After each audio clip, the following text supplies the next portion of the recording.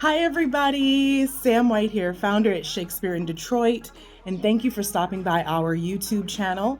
If you haven't already, make sure you subscribe to this channel so you don't miss any digital content coming from your favorite classical theater, the premier Shakespeare company of Detroit, Shakespeare in Detroit. Make sure you do that. You don't want to miss out.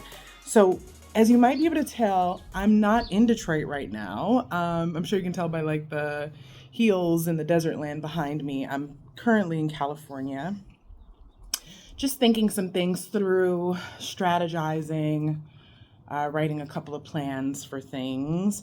If you've been keeping track of our videos here on our YouTube channel and our social media, and maybe if you follow me personally, you know that I am ready and Shakespeare in Detroit is ready for its next iteration. Part of that is finding a new leader or leaders for the organization. I technically started Shakespeare in Detroit, if you didn't know already, in 2012. I wanted to get some producing experience, so I started a grassroots effort called Shakespeare Against Cancer.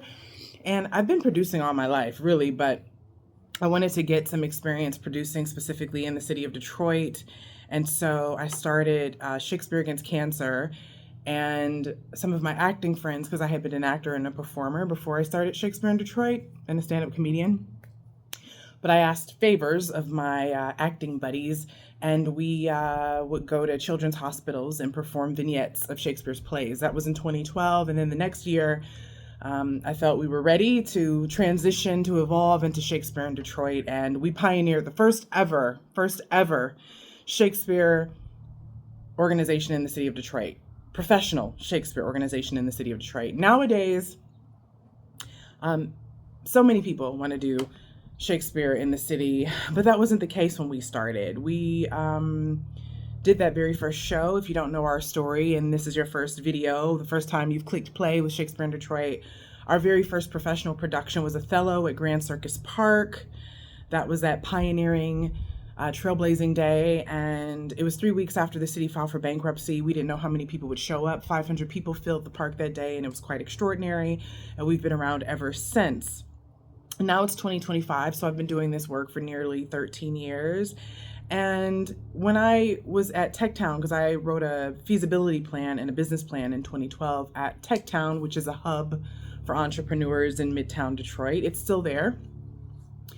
But I wrote a plan there, and I specifically wanted to be around people who weren't necessarily theater people, because I wanted to get a different perspective on like sustainability, innovation, and so many other things to make sure that the company was moving forward in a way that was conducive with the way the world is moving, and the world is moving in the way of technology. It is still, right, even more now than ever. And so that's where I created the business plan and the feasibility plan for Shakespeare in Detroit.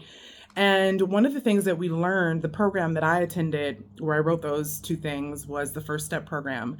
And my teacher, Gail V. Simpson, is actually on LinkedIn, and she still puts out incredible content. You want to find her if you're looking for some inspiration, if you too want to start your own nonprofit or for-profit business. But one of the things that she really stressed in that program was that you always want to know how you're going to start and how you're going to end, or how you're going to have someone else take over your organization. And so I always knew from the beginning that someone else would run the theatrical side of the organization. The goal, the hope is that I can evolve to become a board member and be the first person on the new board for Shakespeare in Detroit. I know that I would be an asset for the board, Shakespeare in Detroit's board. I think I'd be an asset for any board, but specifically for this board because, of course, I'm the founder, and my institutional knowledge. I'm a native Detroiter, so my knowledge of the city, the way it is, the way it was, the way I predict it will be. And so I'm looking forward to being a board member eventually at Shakespeare in Detroit, and really leaning into an emeritus existence in Shakespeare in Detroit's future.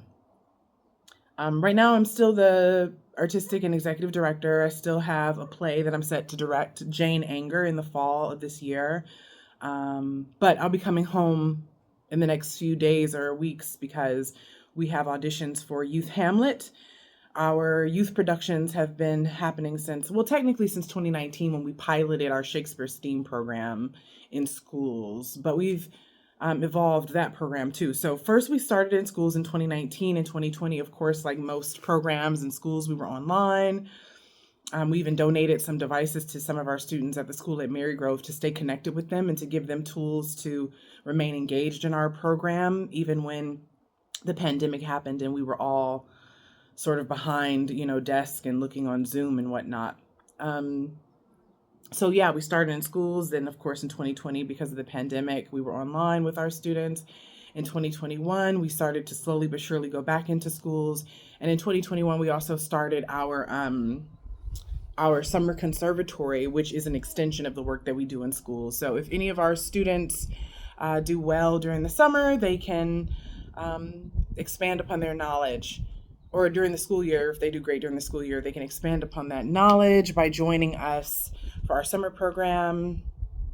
And you can also audition for the program, but it's an intensive for teens in the city that lasts 5 or 6 weeks. So we're going to do Youth Hamlet. One of our OGs for our Shakespeare STEAM program when we were at DSA back in 2019, Arise Rock, is going to be the director and our fearless leader for Youth Hamlet. I'm really excited to have her lead and to mentor her through that process. One of the things that I love about the work that I've done at Shakespeare in Detroit and the work that so many of us have done at Shakespeare in Detroit, shout out to Stephen Robert Davenport, shout out to Lisa Michaels, shout out to Cal Schwartz, shout out to Steve Xander Carson, shout out to Brandon Hoggabook, our new teaching artist, all of these wonderful teaching artists and actors. Everybody, my phone fell, but what I was saying was all of the artists that I mentioned, the teaching artists, the actors, the performers that I just mentioned have played a role in making the youth program, Shakespeare STEAM, and then the extension of that, our summer conservatory, an incredible experience. And there's more people to thank. Tony Davison, who's currently our costume designer. Tia, her daughter, who usually assists her every summer. Really amazing team for our costumes for our youth. We also have our incredible conservatory counselor, Destiny Filson. Yeah, there's some really awesome people on the team. So it's not just me, of course. There's always featured players who come in and, make this work possible. Theater is a team sport for sure. And I'm so grateful for everybody who has made the youth program in particular what it is, because it really is an extraordinary program. I really hope to at some point make the program and the curriculum that I wrote a national curriculum for folks, because it's really cool. It's really neat.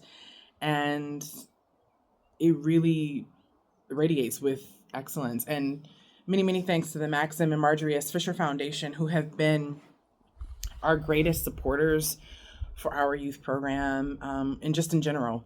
So because of them, we were able to scale during the pandemic in 2020. And I think that's a rare thing for an organization to be able to say. And this year, I have made it my mission to speak life into all of the things that Shakespeare in Detroit has done and accomplished. My dad's, Southern. My dad was Southern, and my mom and dad were just sort of working class, blue collar people, and believed in, community, keeping it humble. And I do all of those things, but I think I got it confused with being silent. Being silent about all of our accomplishments is not helpful. It doesn't move the mission forward. And so with all humility, I say that there's nothing like our youth program. It really is a dynamic program, and I hope to share it with more people and more students, more families, more communities in the future in some way. When I'm ready to share what that way is, I'll let you know. But yeah, so it's time for Shakespeare in Detroit to grow and evolve. And the city is changing, the world is changing. I'm really excited about not all the parts of the world, obviously, because some parts of it right now are scary and confusing and discouraging. But I'm excited about some of the technological aspects that I think we as artists can take advantage of without, of course, replacing artists, because we cannot, should not be replaced.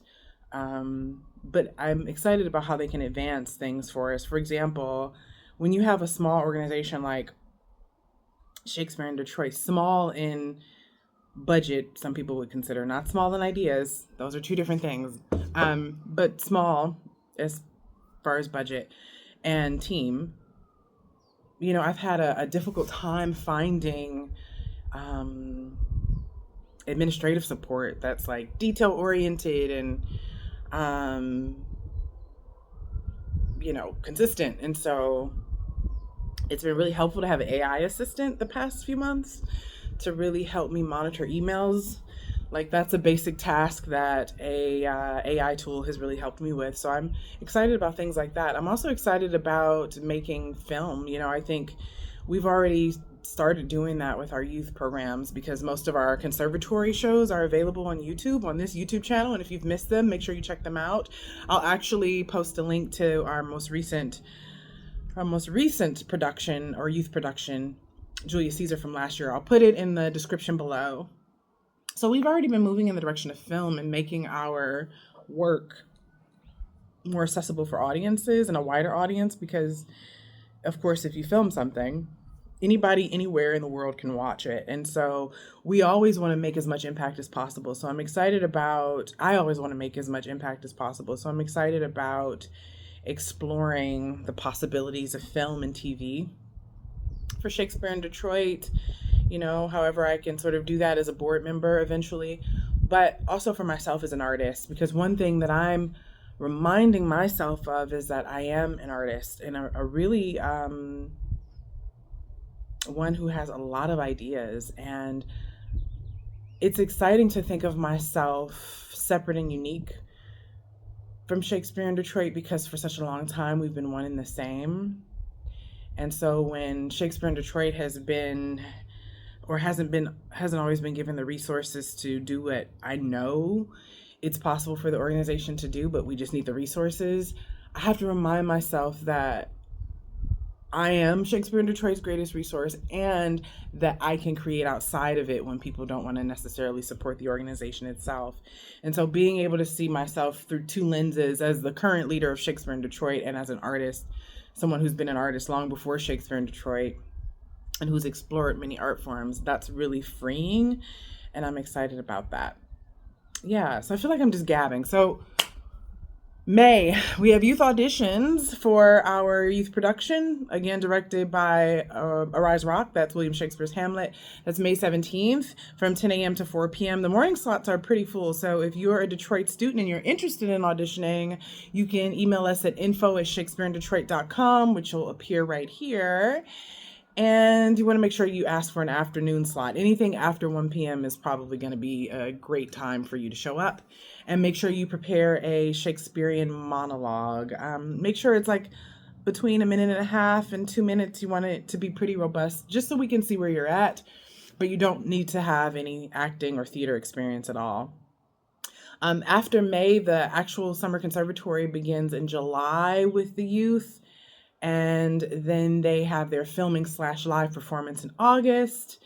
In October, excuse me, Shakespeare in Detroit will have a limited run of a wonderful play that I've talked about before here on YouTube, Jane Eyre by Talene Monahan. It's a farce.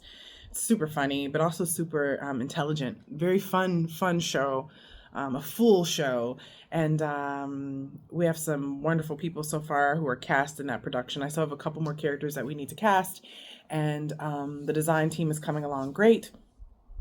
And that will run for 4 days, October 16th, 17th, 18th, and 19th, and 5 shows. Stand by for more on that. Tickets are going to go on sale very soon. And there will be an early bird special for tickets. What else do I need to tell you? And that'll be that. We actually have, this summer, we have a couple of inebriated readings. They're not really our traditional inebriated readings, but they do include cocktails at the War Memorial. So we'll be doing a reading with a cocktail that complements the performance at the War Memorial this summer. Stand by for dates on that. We'll post them on our social media probably very soon. And then Shakespeare in Detroit, the goal is to also, hopefully shoot a film for you all. TBD on that. TBD on that. That's a big TBD. I'll share more on that should it come to fruition. But I like to just, on this YouTube channel, as I've been doing for the past several years, because you can go way, way back to 2013, I think, to see my first video for Shakespeare in Detroit. But yeah, so lots more coming this year in 2025. Of course, if you want to support Shakespeare in Detroit's youth program this year, or if you want to support our fall 2025 professional production, please donate, $5, $10, it all adds up. It all supports bringing you, our amazing community, some really awesome experiences with Shakespeare, in the center of all the action. Yeah, make sure you donate. I'll put the donate link here. Actually, I'll put it in the description, and this is the page on our website where you can do that. What else do I have to tell you? That's it. In the meantime, I have a lot going on right now. A lot of professional energy that I'm burning right now, and I don't know if this video was as clear as most of my other videos. It was sort of just casually speaking to you all here from my nice abode here in California. Yeah, I promise when I get back to Michigan and I do the next update for you all, which will probably be in June, you'll have a clearer, more, professional, video from me.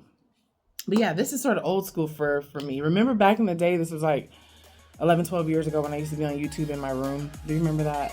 Yeah, that's sort of in the spirit of, this video is sort of in the spirit of old school Sam, old school Shakespeare in Detroit. Anyway, I appreciate y'all. You are the best. I hope you're doing well on this Thursday. Happy May 1st. May this May be peaceful, abundant, cool and calm and prosperous for us all. I'll talk to you next month. Have a great one. Bye.